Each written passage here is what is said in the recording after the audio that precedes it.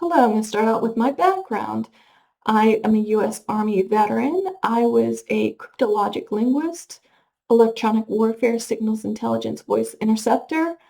I also did technical analysis, and I was in a PSYOP unit. I'm currently in a international relations bachelor degree, and my current class is National Security, Intelligence, and Terrorism. So I'm going to take the position the United States should not have gone to war with Iran.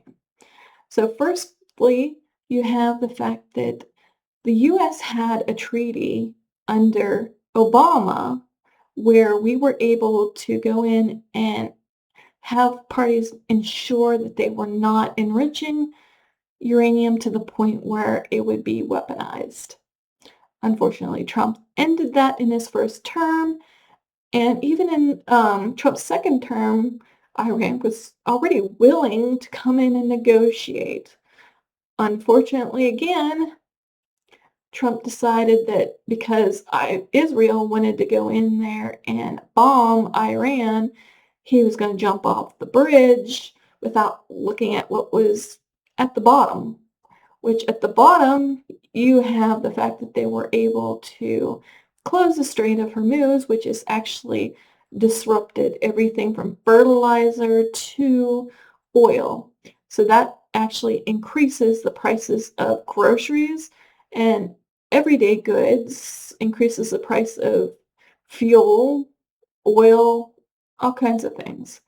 So it really hurts Americans. So why do it when there was no justification? And then you're going to talk about the fact that U.S. Army soldiers were getting, hurt on the bases because our bases are being bombed.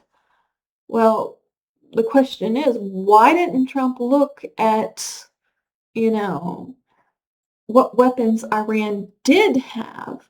Because then you got these Shahed drones. They're costing $20,000 to $30,000 being hit by $2 to $3 million interceptors, and we're sitting there throwing up $1 million weapons at them, bringing in expensive fleets and soldier deployments. It's all extremely expensive, hard to replace. I mean,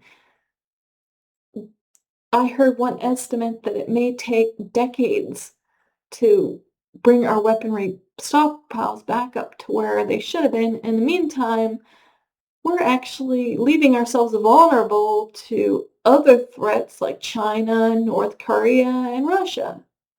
I mean, how long before they decide, oh, wait, U.S. is vulnerable, so maybe this is our time to shine? We don't want that. We don't want to ever have any enemy think that we're vulnerable in any sort of way. And they just provided a roadmap to, oh, let's go low tech, or let's go high tech, low cost, and maybe we can make some headway because the U.S. is not prepared for this century. And then you got the fact that you're going to have to replace all these bases. You're going to have to replace equipment.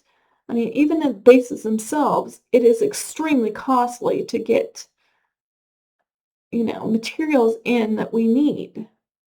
And it is a logistical nightmare.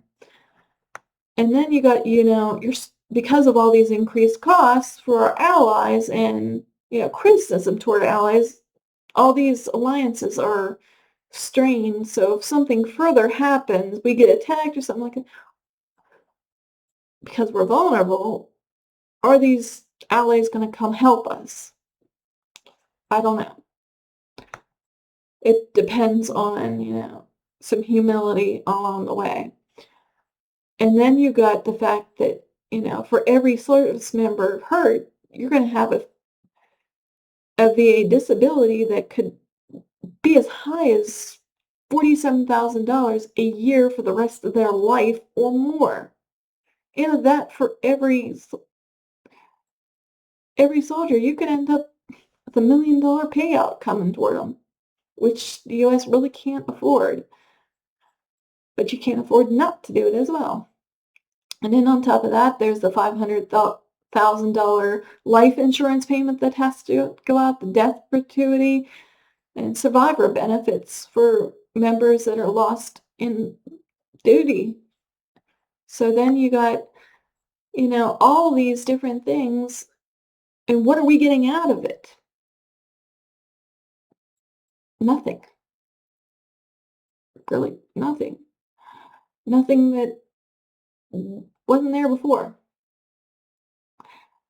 Let me know your thoughts in the comments, and thank you.